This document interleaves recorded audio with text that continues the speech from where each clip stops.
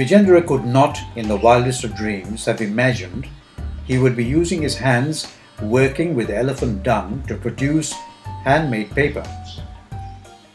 A menial job such as this is generally considered degrading and shameful. He started work in a paper factory. He was quick to learn the process, but very soon launched out on his own. It was a big day when he noticed a fibrous strain in elephant dung that resembled the sugarcane dregs used in making pulp for paper. मैं चाहता हूँ कि लोग हाथियों को सिर्फ पर्यटन के नज़रिए से ही ना देखें, बल्कि इनका पर्यावरण के लिए बहुत बड़ा योगदान है। ये बहुत महत्वपूर्ण है हमारे पर्यावरण को बचाने के लिए। हम लोग सबसे पहले डंग कलेक्शन के लिए जाते हैं आमेर, वहाँ पे लगभग 130 हाथी हैं, तो हम डंग कलेक्ट करते हैं, पेपर बनाते हैं। ये हमारा एक मतलब कॉटेज इंडस्ट्रीज की तरह हम यहाँ पे काम कर रहे हैं। हम लोग एलिफेंट डंग को इस जो ये इंफ्रास्ट्रक्चर बना हुआ है, इसको हम बीटर बोलते हैं।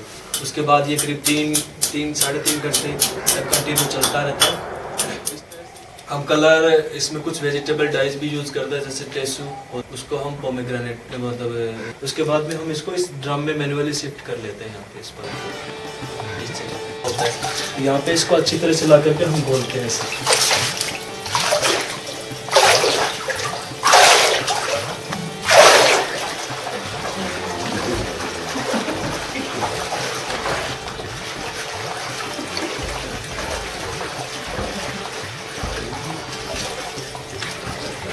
अब ये पल्प अच्छी तरह से घुल गई है पानी में।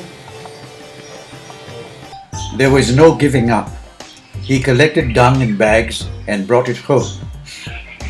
But there were difficulties. At times, machinery broke down without any warning. There were frequent power breakdowns. The first few attempts were disappointing. Vijendra pursued relentlessly.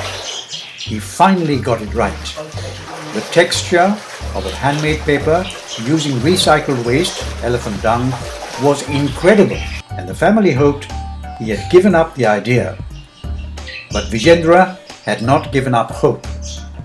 With internet promotion, Vijendra made his elephant paper business a success.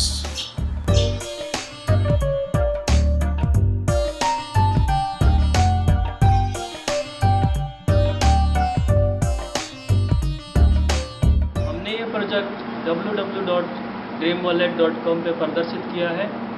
Dream wallet की team ने हमें इसको प्रदर्शित करने में काफ़ी सहयोग किया है।